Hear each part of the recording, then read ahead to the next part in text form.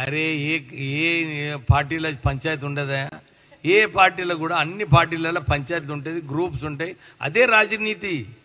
రాజకీయం అంటే ఏంది? గ్రూపులు, తగాదాలు ఇవన్నీ కూడా సెటిల్ చేసుకునే బాధ్యత పొలిటికల్ పార్టీస్ది. మేము కూడా మా పటంచరు అమ్మో చూడు, ఆమె అంటున్నది కేటీఆర్కి కవితకే పంచాయతీ ఉన్నది. ఇక వాళ్ళకు పంచాయతీ ఉన్నప్పుడు ఇదే నియోజకవర్గాలలో ఉండదా పంచాయతీ చారి? సో మీరు ఎప్పుడు కూడా ఆదిలాబాద్లో వివేక్ రాజనీతి అని ఉండదయా. నేను తెలంగాణ ఉద్యమంలో పనిచేసిన, తెలంగాణ కేసీఆర్ దిగిపోవాలని చెప్పి ఆయన వ్యతిరేకంగా చాలా పనిచేసిన.